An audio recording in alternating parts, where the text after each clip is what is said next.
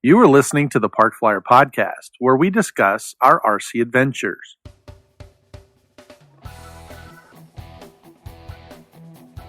Welcome to the Park Flyer Podcast, where we discuss the ups and downs of the new RC Flyer. Join your hosts, Michael and Jay, as they take flight at the park. Now on with the show. Hey everybody, welcome back to the Park Flyer Podcast. I'm Michael from Arizona. With me always, my good friends. Jay from the hills of Texas. And AK Mike in Texas. And welcome back. We took a quick break. We were discussing Jim's mishap at the field. We were talking a little bit about learning to use the rudder. So anyway, Mike was saying, basically that he learned to crab first, and I think that's a good idea, is to learn to crab. But, like I said last time, I think coming down the runway and try to maintain that heading down the runway is probably the best solution. Sure, I like that. Yeah. So anyway, I mean, we'll have to, like I said, see how that works. But I think that ultimately learning crosswind is very important, because otherwise, now at Jay's field, you can pretty much land any direction you want. It's just an open piece of grass, as long as he mows. Maybe you should just mow a big circle, Jay, and then you really wouldn't have to worry about it. You could just land any way you wanted, right? But if you do have a runway and you're standing the runway, then it's important to learn to land and fly that pattern. And I think we were talking before about getting too far out where you can't see your airplane. You gotta crab back to yourself right in the wind. So, well, I think part of the problem that Jim was having was not, we hadn't been flying for so long, and just like anything else, if you're not using your skills, you need a couple of times to come back, just get your eye reset, and just get your whole, getting ahead of the aircraft, not being behind the aircraft, and all that kind of stuff. How far to get it out, how far to keep it in, and it just takes a little while. It is somewhat of a perishable skill. Yeah. So it's definitely something that I think, for the first time out, and then all of a sudden the wind pops up, and it's the wind-ageddon out there with, like you said, the wind flap, the wind sock just doing propeller out there. Might not have been the best day to fly. Well, here's something. Here's something that I usually tell. I have several many years instructing in real aircraft, and I will tell you that guys will always say, "Oh, I don't want to really fly when it's windy." And I'm like, yeah, that's fantastic. But eventually at some point you're going to come out here with no wind, and you're going to take off. And when you get airborne, things are going to change, and it's going to get really windy. So we're going to move to Texas. Right. Or you move to, that's right. To Texas. You move to Texas. But, it also happens like in the morning, right? You're flying in the morning. It's nice and calm. When all that heat starts, that, kind of reacting, then the convection activity, then you start getting puffy clouds, and then you start getting the wind. And in Jay's field, there's mountains around, so you've got wind coming through there, and so there, you could be flying, especially if you have now. In Jim's case, I don't know how long his battery lasts, but if you had something else that lasted quite a while, maybe 7 to 10 minutes, in that 7 to 10 minutes, things could change. And I've seen it happen here. Barry took off in his, F-18 turbine, and it was nice and calm. The sock was just sitting there limp, and, he flew for 3 minutes, 4 minutes. And as soon as he's like, I'll go a couple more times around, big gale force winds came through. And now he's got to change runways because, he's landing, left to right, and now he's got to land right to left because the wind changed and it's picked up, and now it's a different crosswind. And having said that, that's another thing that you should do. You should get comfortable flying left to right and right to left, because I know a lot of guys, Big Mike was that Big way, Mike right? Definitely was like that. He would only fly one way because he felt more comfortable, with that profile coming that direction. And then I always just thought that was because he was a Republican, but maybe it wasn't. I don't think it was that way. It wasn't that way. But yeah, it's, you kind of have to get comfortable both ways, because the wind could be coming straight into your face, which means you're dropping a wing away from you versus dropping a wing towards you, right? So if the wind is coming from your right down the runway and it's coming, at a crosswind from like over your shoulder, then you're dropping the wing towards you and you're looking at the top of your airplane as you're coming in. If you had to swap that around and now the wind's coming the other direction, then you actually have to drop the wing opposite you and then use opposite rudder, right, to bring the nose towards you. So there is a little technique in it, and it's stuff that you should practice. I feel like you should practice on the simulator. I remember flying at the Electric Fest and watching folks just come straight at the flight box instead of flying crosswind. They would just come straight at because the wind was at our backs, pushing across the runway, and they'd fly straight in. I'm like, and I was constantly like, yeah, I don't think that's that good of an idea. I'm going to go stand over here because I just don't think that's a good idea. But, not everybody can do the rudder. So, well, I was already saying, and it's an important factor. One of the things that's been making me think about, just remember that kind of helped me with my rudder skills was flying the Fun Cub. And so I got one of the things I like to practice on was just doing flat turns, so I'd go out there and I would just overemphasize, with the rudder and see just how slow and how flat I could make a turn in the air, where I could do a circle, going one way, clockwise, counterclockwise, and I would just do these circles, just practicing with my thumb, and on a calm day, it's pretty neat and it's a good skill because, it's repeatable. And then when it gets a little windy, it's amazing what you can do with that type of high wing plane, playing with the rudder and all, that you have a lot of control over how it turns, how it flies, and all of a sudden the crosswinds weren't a problem anymore because I could quite literally, like I said, after doing all that practicing with the flat turn stuff, I could come in, crab the plane in, or turn the plane, almost at 90 degrees flying sideways down the field. And I'm like, that's cool, So I'll definitely have to I just need to get his Cub, that, like I said, that one from Hobby King that he has, get that thing configured right, and then he can start practicing on that because that plane's essentially a Fun Cub. So yeah, is it the same size? It's about the same size. It's about the same size. Has all the features, it's flaps and the whole 9 yards, but. It's essentially the same plane, and it's just that in his radio, like I said, for his flaps, the flaps are too sensitive, meaning like you bump them and it moves up, they move a huge degree with the way that it's set up now, and I'm just like, wow, they're just a little bit too sensitive, and they move instantly, where, I have mine slowed down. So that when you flip the switch, it yours takes come a few, out at a second or two. Yeah, at a reduced rate, right? So and that helps a lot too. Instead of having them just 50% pow goes directly to 50%, and then the plane will jump, right? Right, and the plane will jump and react to that, right? Well, if you got them on a what do they call it, a slowdown thing in the radio, and so it takes a delay. You have a delay in the radio, and then if you're able to deploy them, and it takes 2 seconds or 3 seconds, well, now the plane doesn't react at all when you have them set up like that. Yeah, it's very helpful. Hey, so I'm going to ask a question that isn't kind of related to this, but I think it still sort of is. I have a friend that just bought a plane that has safe in it, the safe technology, and he was like, "Okay, I've never flown a plane before. What should I do? Like, it's got safe technology. Shouldn't I be able to fly?" I said, yeah, you should be able to, but I think it's a mistake to fly it without having ever flown a plane with somebody else, or at the very least, a simulator plane.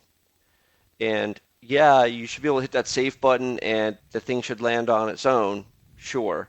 But again, given all things, that wouldn't be the best first thing to do in my mind.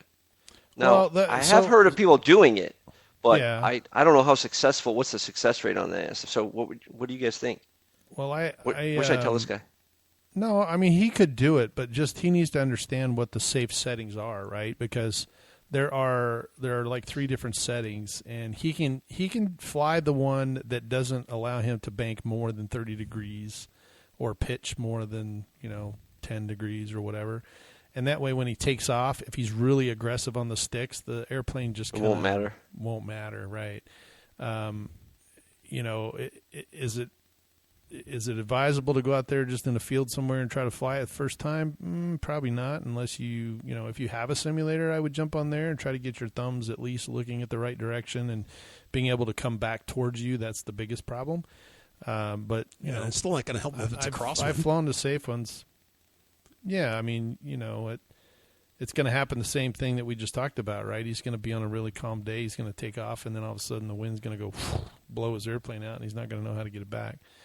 So, if it's a high wing, slow, park flyer or a trainer, and it's got safe in there, and he can hit the button and ride itself or all that, I don't necessarily think that it will be devastating, but, that remains to be seen. If he tries to do what I normally see is guys that will do the safe, and then it doesn't do what they want it to do, so they change the settings. And then they go in there and they go, well, it won't roll or it won't do this, and they want to do all that right away, right? Instead of learning just to kind of go around the pattern and land, take off and land is the most important part, because you can go up there and do all the aerobatics you want, but if you can't take off and land, it's going to, you're going to buy a new airplane. So, well, right. Every plane can fly once, right? Yep. Yeah. Every plane can. He can get it up, and he can do all this fun stuff if he wants to, but that may be the last time, and he'll have to be putting parts back on it. So, unfortunately, I see guys that jump ahead way too quickly. They'll take off, and they'll go, well, that's easy, and then they'll come down, and they'll say, okay, well, that didn't do anything, and then they'll change it out. And when they get up there, it's all crazy, and they're like, oh, my gosh, and then right in the ground, and they're like, well, that didn't last long. Right. So just be patient. Right. I would tell him to be patient and, try to learn all the skills. Yeah, I don't think that's in his repertoire. I don't think he understands what that word is. So I think that, I just told him, well, if you're going to do it, at least get a simulator. And if you're not going to listen to either one of those two things, then good luck. Have a good time. Good luck. Hey, I'll sell you parts. Here's where seriously, exactly. Because he just, it just wasn't. It wasn't something that he seemed to be willing to listen to or well, there's people out there. I mean, we had a guy show up the field with a turbine, never flown an RC airplane before. He's like, this is what I want to fly. We're like, that's not right. Took off. No kidding? Okay. Yep. Okay. Yeah, so it successfully landed hard. 6 turbines later. 6 turbines later because he just kept going out and buying a new one. So the guy eventually learned to fly it, but it cost him a lot of money because those turbines ain't cheap. Like I'm telling you. I guess if you got a lot of money to spend, it doesn't matter, right? Yeah, that's true. For him, it was just a toy. Well, right. For the rest of it, it's a crying episode. It's like, oh no, my bank account just got smaller, and I'm over here bawling like a little 2-year-old. My toy broke.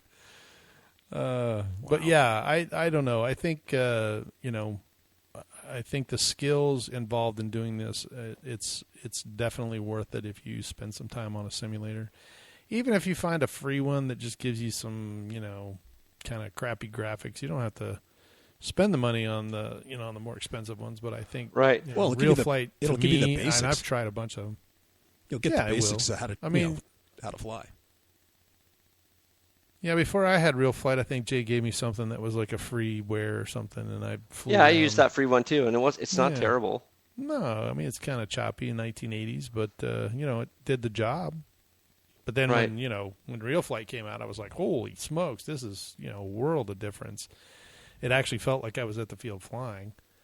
And I think Superstition Air Park is in there, so you can actually literally go out where we have the Arizona Electric Festival and fly that particular field. So that was kind of fun. The first time I actually went out and flew the real field because I'd already been flying it on, Real Flight.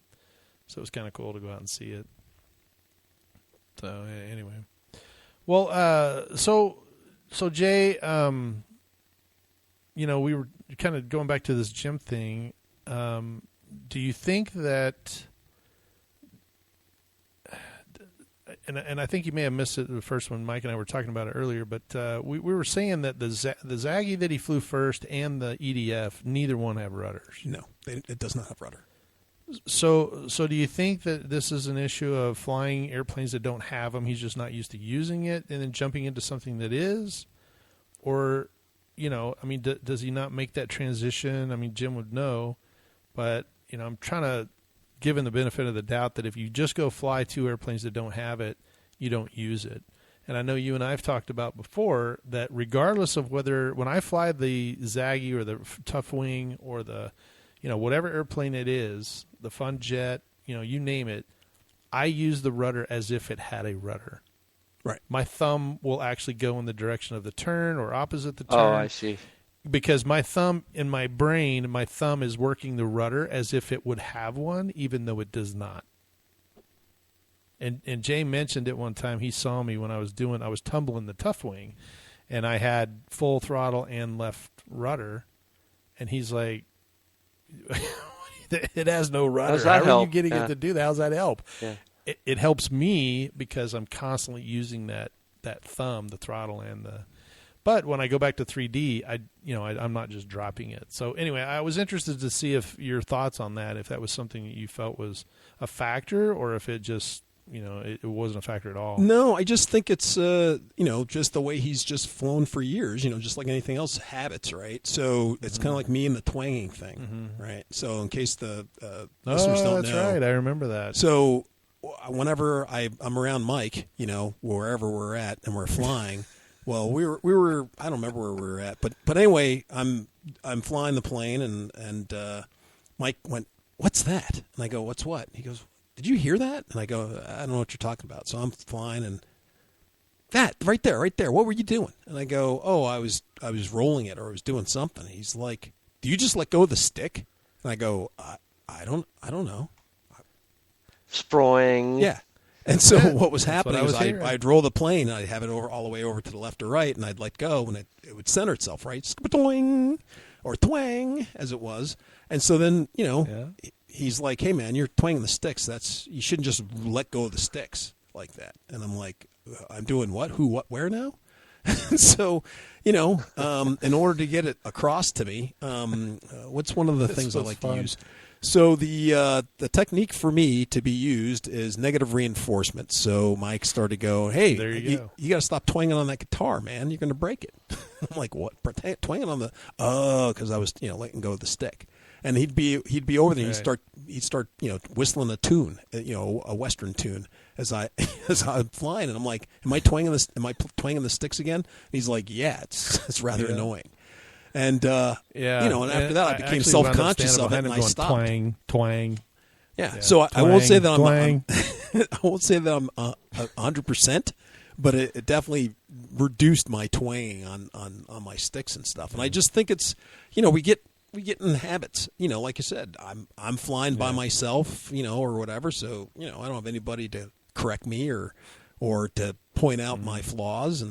And so, it's good that it does. 'Cause like I said, it helped me. And I think as for Jim, it's not a thing of him being a bad pilot, so to speak. I just think the guys that he was hanging out with or flying with, they never had to worry about flying, with their using a rudder or they flew at such open fields they didn't have to worry about it, and it wasn't an issue. Landed into the wind all the time. As I understand it, the field that we fly at compared to some of the other fields is, it's definitely not as wide. It's narrower because of the trees that are on the outside of it. Even though it's a very long field, it is bracketed by trees, and I think some of the other fields he's been at have been kind of pretty much wide open places that you didn't have to, you just flew in whatever direction you wanted to. So just maybe one of those things that. Well, the field in San Antonio is kind of somewhat like that, where we went down and flew off the. I mean, they've got a paved runway, I think. Oh, with your buddy? But they, yeah. So, but remember, it's kind of wide open, just an empty space out there. And then where you and I went on our trip down to New Mexico, the place that we got to fly was just a wide open space. That and the sky and the desert. But it, and so I can understand. It was in the middle of the desert, but I can understand that. If you don't have flying on a field like yours, where you have open space versus flying on a paved runway, you definitely have to learn a little bit more on a paved runway than you would, because you can't just land across the runway. Right. It's just too narrow to do. Or it drops off the other side and you just rip the gear off, one of the two. Right. So so I just think it's just the way he's flown all of his life, or the places that he's flown that hasn't been important, right? And so now that we're flying at this specific field, that we're in this bracketed field, that it's definitely you have to land it on the runway, or if you're off the runway, you're in the grass. You land it in the grass. You can't, Right. So the high grass over on the other side. Yeah. Well, I want our listeners to understand too that we're not really picking on Jim.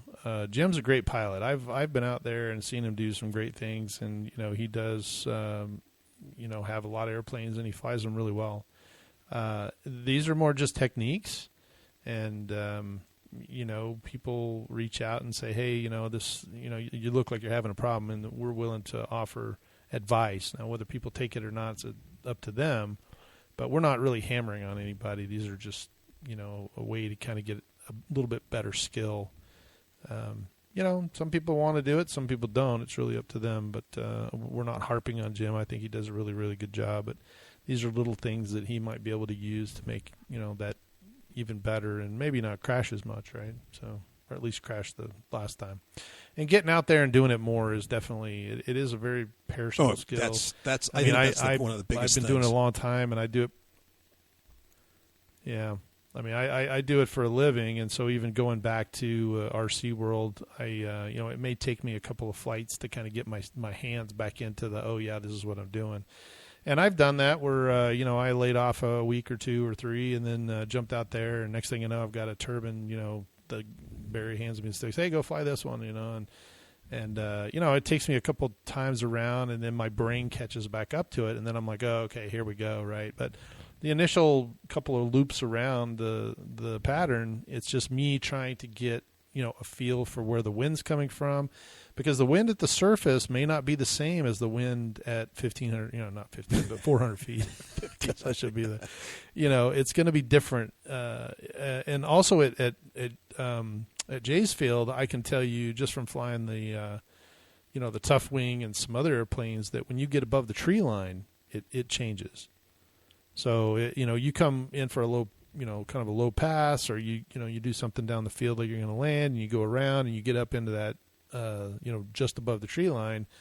Now you're in an area that doesn't have any resistance. So the wind, may be swirly down here, but up there it's a little bit stronger.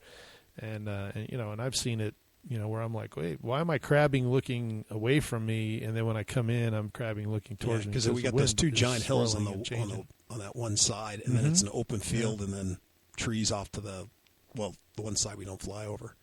But so I think definitely make a difference for sure. Yeah, the road behind you where you lose or the big tree. Yeah, he's got a big tree. He lost an airplane behind that tree. So, well, I do think it's important to try and fly a square pattern, a rectangular pattern, because that's ultimately. If you went anywhere other than the field that you fly at, it's very important, because Apollo Field is a prime example. Although we talked about it, we've never flown there. We do know that it's very, very squished in between, the airspace there, because Van Nuys is very close. There's a park over there. There's a gun range over there.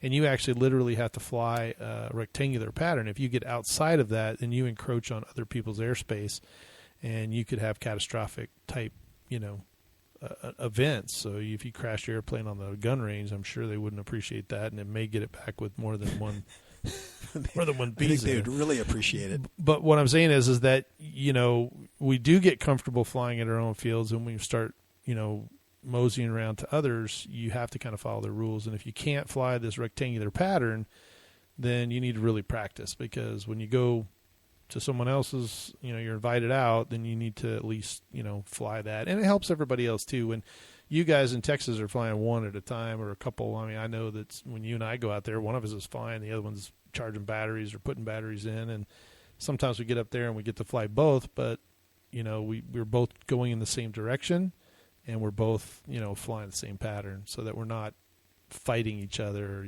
looking around, unless we're combating. Well, unless we're on purpose, because right. Well, you're doing wing fighting, tough wings, and then it's like, hey, slow down! I can't hit you. Slow down! Slow down. I can't get you. Can you fly straight for me so I can hit you? Yeah. Right. Which is utterly amazing, right? I mean, Jay and I have flown these tough wings a half a dozen times, where we've flown, try to hit each other, and we can't ever hit each other. And the one time we're like, all right, screw it, we won't do it. And then bam, we run into each other. And it's just like, how did we even do that? So, but I think Jay started the idea of smack talk as he's flying level. Come on, Mike, you can't even hit me. I'm like, I'm at the lowest throttle setting. Why can't you even get me? Like, I'm sitting here. Like, it's not even windy. Like, come on, dude. Let me just hover right here and see if you could just. Yeah, exactly. That's pretty funny. Well, it always happens, you jump out in front of each other and it's troublesome. I've actually flown at fields where I came down, I stopped flying because the guys could not stay in the right pattern. And that, unfortunately, that's one of the things that really, like, you have those things in the back of your head that just kind of grate on you. It's like nails on a chalkboard. And flying in a pattern and then having somebody else be zigzagging around while you're flying in a pattern is very nerve-wracking to me.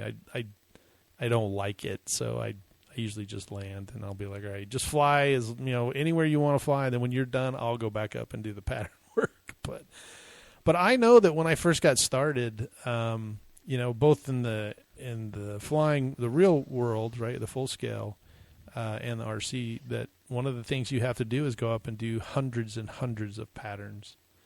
Learning to fly, that's one of the things. Before you even solo, you have to learn how to go around the pattern. And you do probably 100 different landings before you even get to the point to go solo an airplane on your own. So when I, kind of got back into the RC world and, Jay's like, hey, man, I got a simulator. All I did was go out there and do landings.